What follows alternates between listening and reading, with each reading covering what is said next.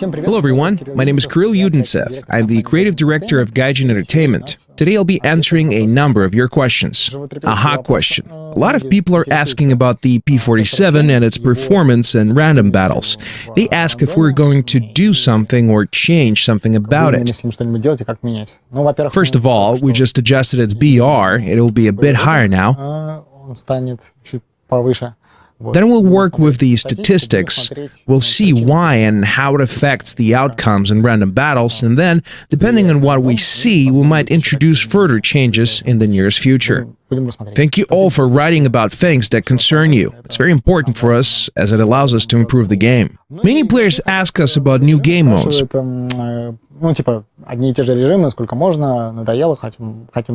We actually organize a lot of different events with various rules that deviate from what you see in random battles. The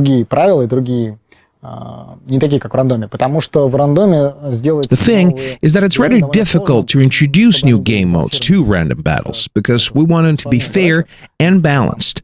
This makes it quite challenging. Everything should be balanced, right? If we want changes to be so, to make fair game modes, especially the asymmetric ones that a lot of players want, if we want it to be engaging and fair, it's much more difficult than to make a separate event that inherently has limitations like what kind of vehicles are allowed, how many players are in, etc. That's why, first of all, do participate in our events. Right now it's Chronicles, for example. There are a lot of interesting mechanics out there for you to try. Apart from that, we're currently testing World War. This game mode has a lot of new mechanics, such as convoy and escort missions. These are missions of a completely new type. They are asymmetric. It's all very engaging and historical. Well, it's much closer to what most real combat missions were than the balanced skirmishes of two even sides. These will feel more like combat scenarios.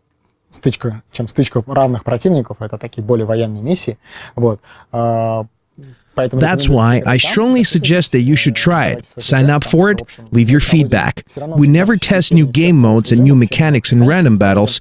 We don't want to break it. We do it in our events or during tournaments, or like now, in World War, which is completely new level altogether.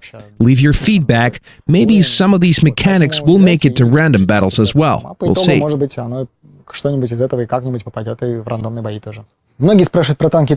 Many people ask us about Italian armor. A lot of players already own Italian premiums and aircraft. There are already Italian tanks in-game, 2 premium machines. A huge thanks to all who buy them, support our game, and leave their feedback. We're already working on a full-size ground tech tree for Italy. We'll do our best to release it this year. Maybe some tanks will appear in the game even earlier than that. Creating the Italian ground tech tree is a very challenging process. We do love pizza and pasta, but it doesn't make it easier to find data on all those vehicles. Many players are concerned about the role the M1 Abrams plays in random battles, where it performs pretty well, mostly thanks to its excellent survivability. We've only implemented the feature the Abrams has in real life, that it has a chance of surviving a fire in the ammunition storage. In our game it works even better than in real life, though, because in reality there was always a chance that the engine and transmission compartment would catch fire as well, and to prevent that you had to rotate the burning turret. It's a very lengthy process during which the tank is obviously unable to fight. In the end, the fire disables the vehicle anyway, and the crew, as a general rule, usually bails out at this point. We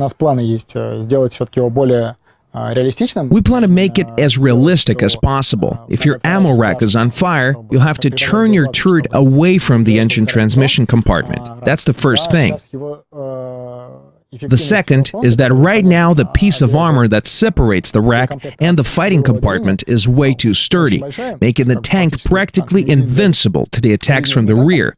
It's not the way it works in real life, though, so we'll be working on that as well. Perhaps, if your rack catches fire, we'll make it impossible for a reload to finish. We'll see.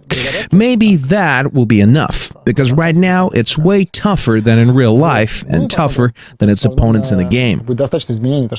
Чересчур живуч в сравнении с реальной жизнью, не говоря уж о танках противников.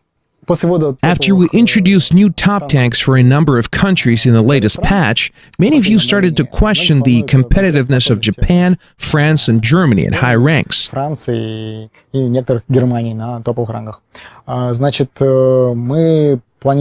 one of our upcoming big updates, we plan to introduce new vehicles for France. Japan is in for a treat as well. Maybe Germans will get a production Leopard too, so they will get more powerful vehicles as well.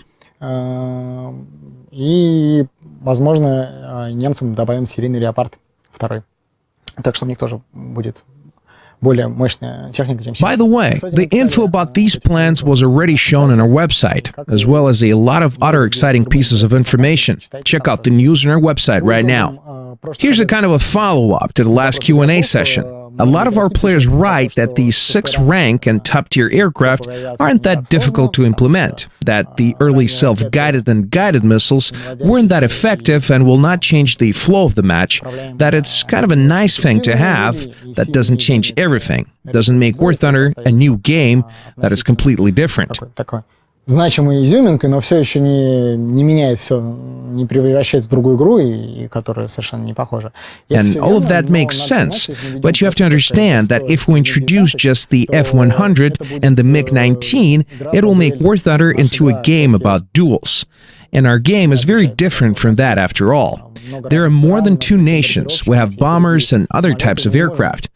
That might look fairly easy, and actually it is, to implement 2 aircraft that can fight each other on even terms. But we need to make it interesting for all countries, to make it balanced, to make it possible for bombers to play with them, because guided missiles or heat seekers weren't that effective against fighter aircraft, but were much more effective against bomber aircraft. Те ракеты не очень эффективные, которые выпустил, забыл, первого поколения инфракрасное наведение, или которые управляемые, а против бомбардировщиков они намного более эффективны. Вот. This might even out the field with top-tier bombers, but it will change the game in a lot of ways nevertheless. All in all, War Thunder isn't just about 2 aircraft. It isn't just about duels. That's why it's a lot of work, and we want it to be, as much as possible, a whole new level for both aviation and gameplay, not just an attention grabber in the form of 2 supersonic jets and their missiles. That's why that requires a bit more in terms of our effort, with a lot of tests and brainstorming involved. Потребует несколько больше усилий, много тестов и размышлений. Thanks for watching this episode of our Developer Q&A. Thanks for watching the previous one and writing your questions. Leave questions and feedback. We do read it all. It's all very educational and actually exciting. Leave likes and subscribe to our channel. Thanks.